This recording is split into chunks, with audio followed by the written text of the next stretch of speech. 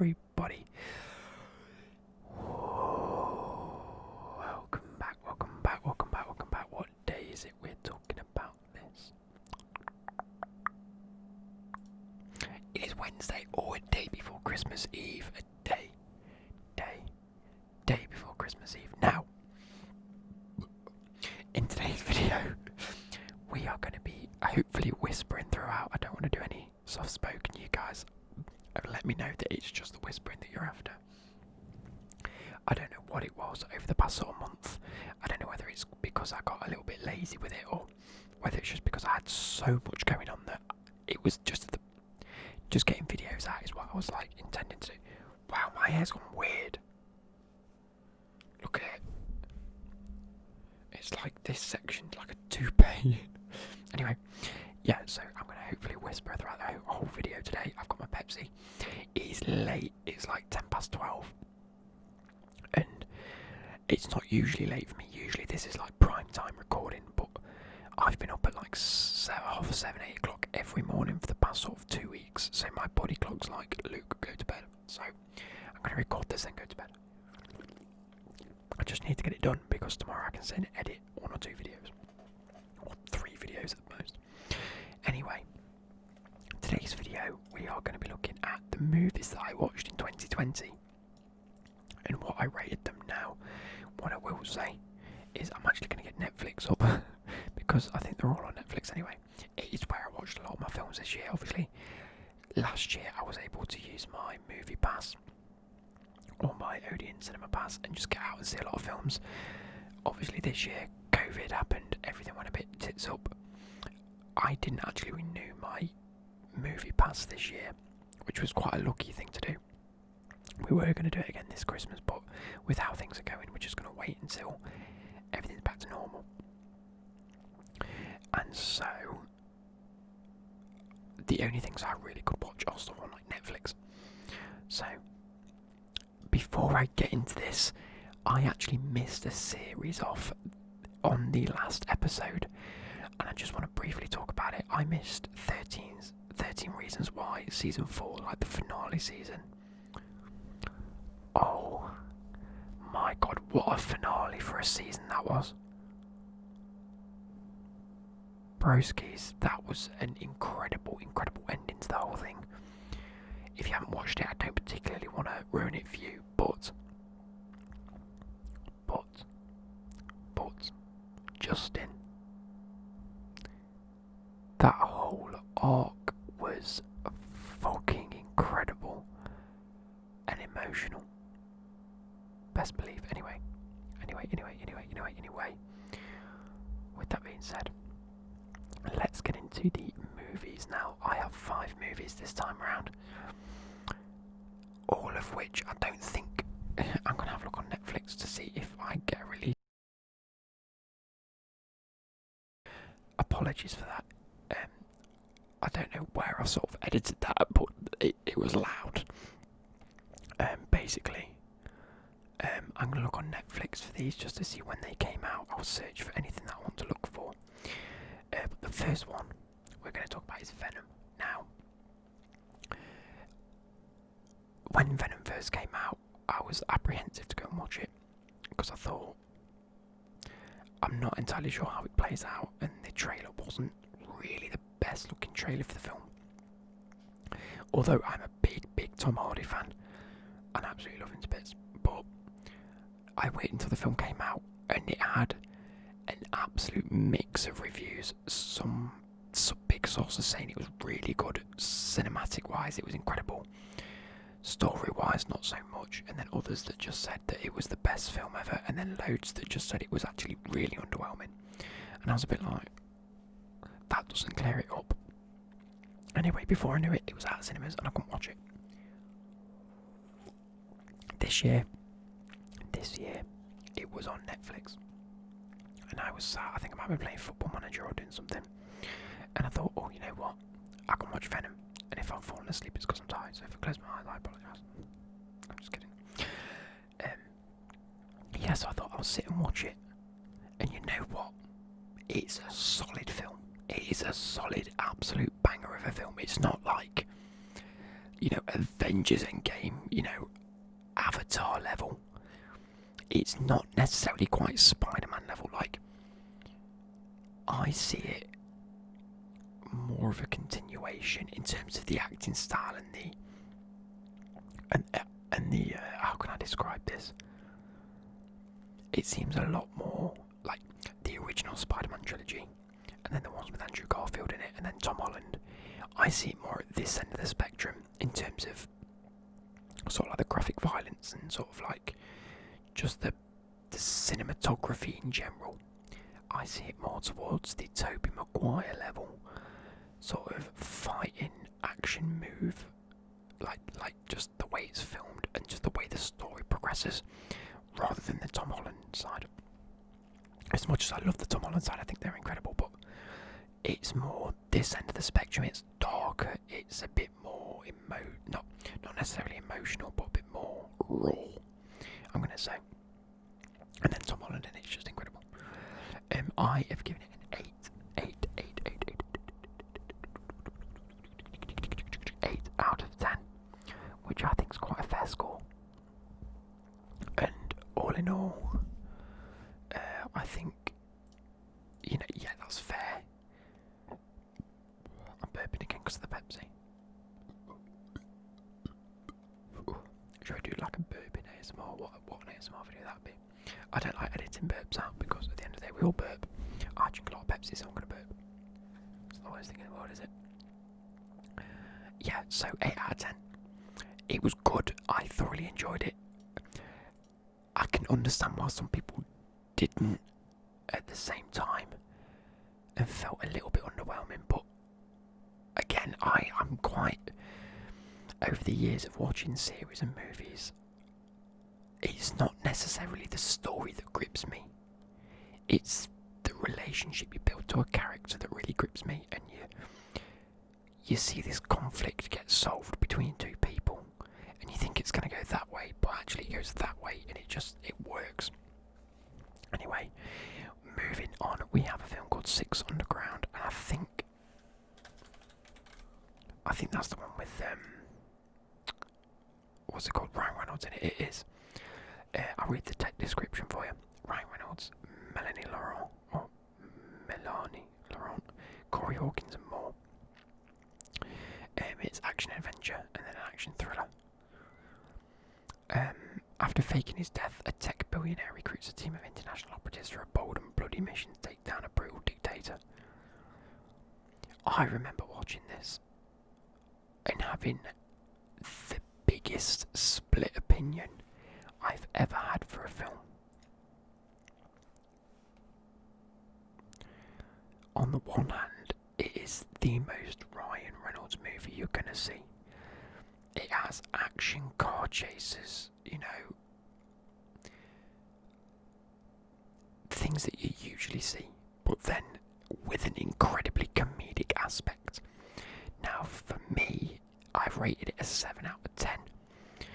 It was good. The acting was good. The comedy points were at the right time. It was that sort of typical Ryan Reynolds sort of film. And that's what I've sort of got to base it on, which is why it's got a higher score. The actual comedy itself was incredible. Like, there's the bit where they're in, like, I think they grabbed the guy and he's in a car and he just quotes Eminem. And it's like, who would have even thought to have put that into a script in the first place? And there's so many like little funny jokes and jibs that are just like, how do you even think about writing something like this? And it's just golden. But in terms of the other aspect of the actual storyline and the quality and the characters, it's not there. So I suppose it's not an incredible film. It just has quite a lot of incredible funny moments. So that's why it's relatively higher compared to, like, don't go into it expecting a great film. Go into it expecting a good film with great comedic qualities. That's not necessarily intended, if that makes sense. But anyway, there's like the bit where, if I remember correctly, there's like a magnet and they're on like a boat that's like docked into shore or something like that. and he clicks the magnet button, and then just everyone gets like pulled to like the side of this boat because they've all got like belts and the guns, and he turns it off, and then he turns it on, and then he turns it off, and they're just like, and it's just really funny. It's like that. But anyway, that's if I'm remembering it correctly. My memory, as you guys know, is terrible. I am tired, which makes it even worse. But yeah. Next, we have a film called Code 8. Now, this is a film that genuinely I saw. It's got Robbie and Mel in it. It's action and adventure, crime action adventure. I put it's more like real life mixed with sci-fi. And the blurb says, in his world, superpowers are banned, but will his ordinary man reveal his true nature to save his mother?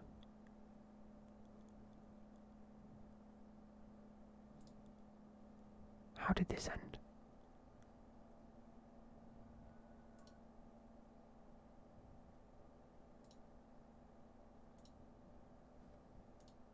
I can't remember how it ends, I'm not gonna lie. Oh, there's another film. I'm gonna add another one to the list because I've seen that. The rest I haven't. I'm just looking at films that come up. Let me quickly add that. I will get back to talking.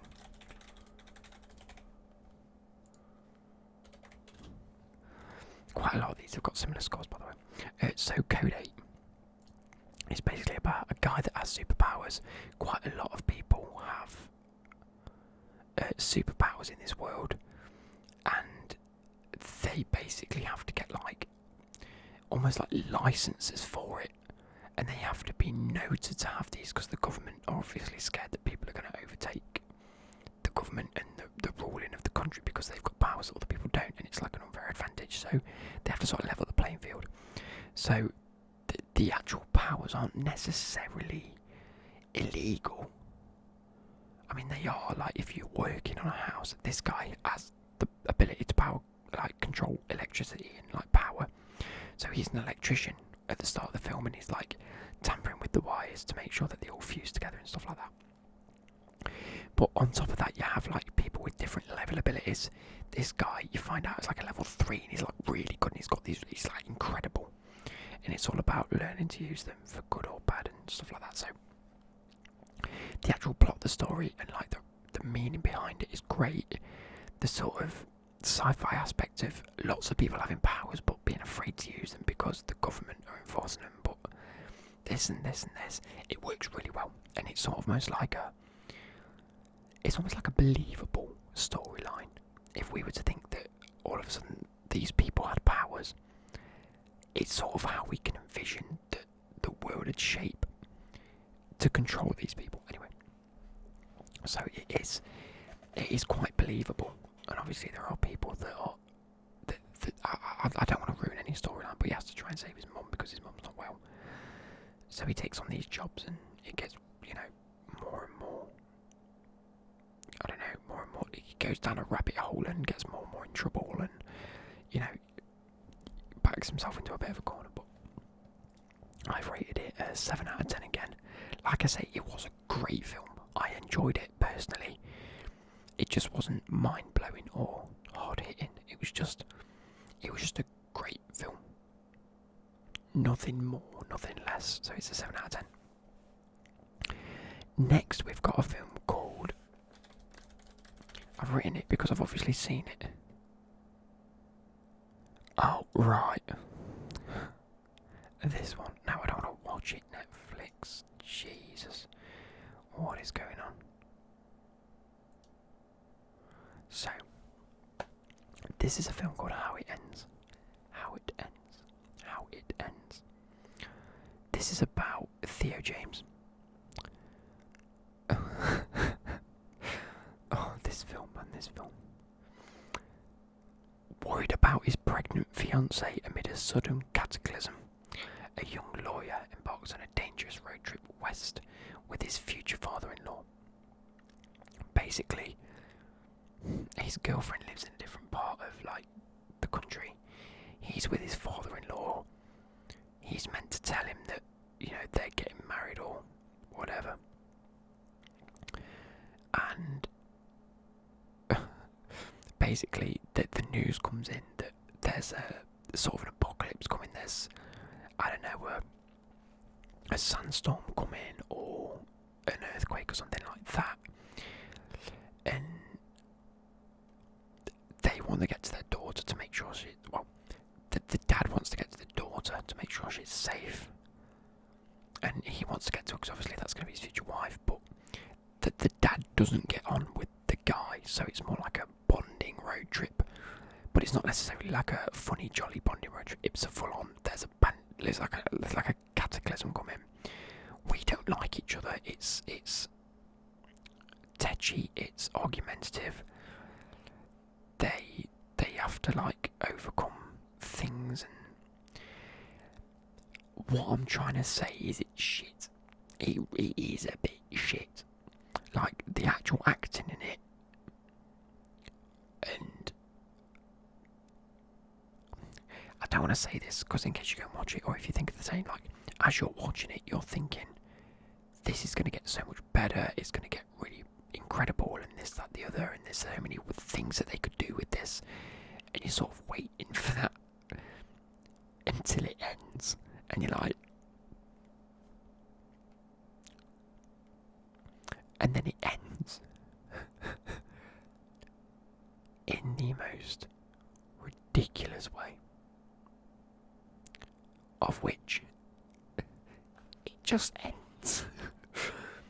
There's nothing more to it than that. They just go, and it ends, and everybody dies. I didn't want to ruin it, but it's shit. Like, I've rated it a 5 out of 10. I did like the acting. I did like the sort of clash of the bloke that's meant to be marrying this woman and her father. The clash between those two is good throughout it, but it's just the actual film is just a bit. You know what I mean? It's like it's one of those films where you get to the end and you think, was there any need for me to watch that? No, it's shit. So, with some films you think, wow, I've watched that and it's made me experience something. It's made me, it's took me on a journey, and it's like, wow, that's just like, it's taken me on a journey that didn't need to be told. It's a bit weird. Anyway, I've rated that a 5 out of 10 just because, I like the actors in it and I think they did well for what was such a shit film. Now, next is a film that I never thought I'd watch.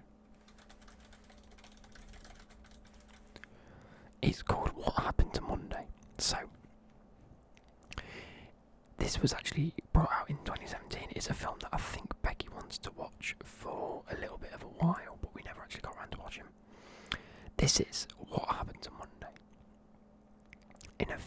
In the future, with a strict one-child policy, 6 septuplets. So there was 7. No, yeah, 6 out of the 7 septuplets. I can't say that word. Septuplets must avoid government detection while searching for their missing sister. So basically, there are 7 characters played by, I think her name's Numi Rapace. And it's basically, the whole film is like, what happened to Monday? Because the dad had 6 septuplets, and obviously the mum died, and he's been raising them. And he's been trying to keep them from detection for all these years. And it's only when they're older they get into a bit of an issue. With that being said, they are each named after a day of the week, because that is the day of the week they're allowed out of the house. For 6 days out of the 7, they have to stay within their own apartment with the dad in order to, survive and be allowed to be apart, because otherwise they all die or they all get captured or whatever. Anyway, it's more about how they have to adapt trying to be one person instead of 7 individuals. When they're at home, you see each of their individual personalities. Everyone dresses different, everyone likes different things.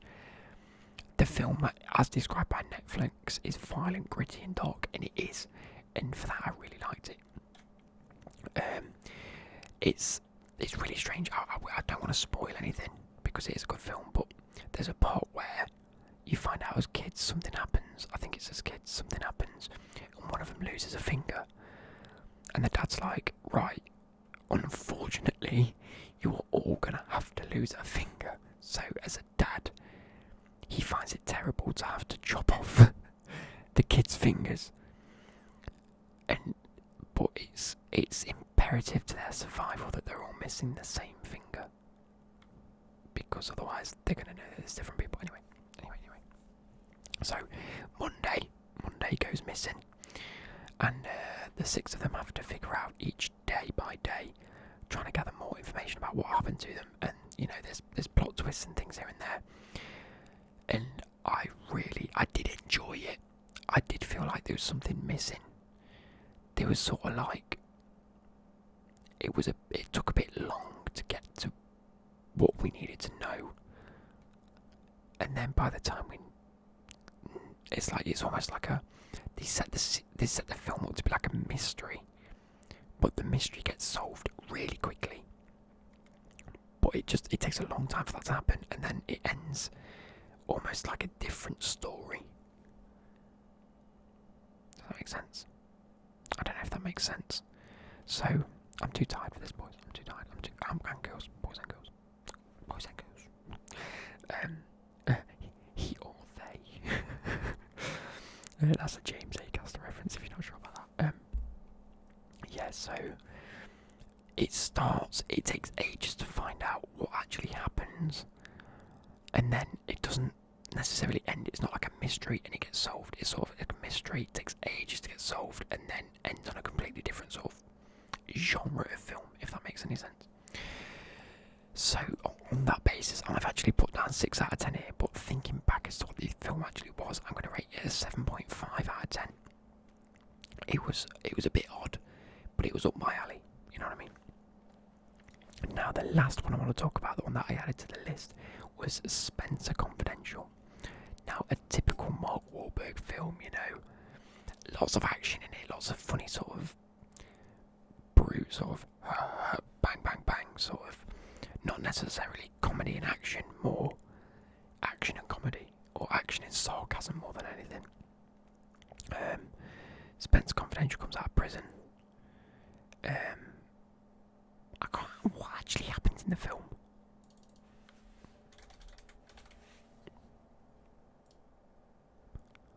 All he wants to do is leave town and start over, but first he needs to deal with his ex, his new roomie, and the enemies who want him dead.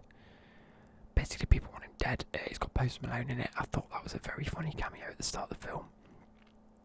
And any time after that, I can't remember. I'm not too sure.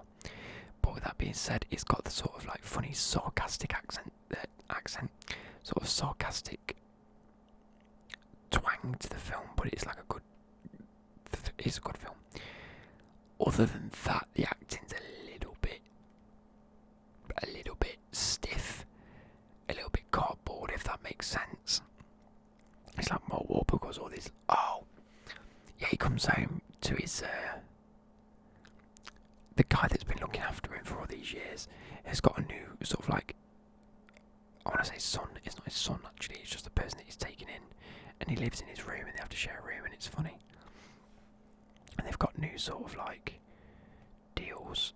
I'm watching the trailer here. I'm going fucking sleepy, boys. I do apologise if this is like ridiculous. I don't know what I was saying. He has to share a room with this guy, and this guy's like trying to be a bit more clean cut. And then Spencer's just trying to just live his life ordinary, but he's got enemies out there now, and they basically want to sort of. They don't want to get involved with things, but there's just an opportunity that arises where he can prove sort of like he went to prison because he beat up a dirty cop, but they couldn't prove prove he was a dirty cop. So he comes out wanting to just forget it all and put it in the past, but then there's enemies there and he thinks, no, you know what? We're gonna get this guy.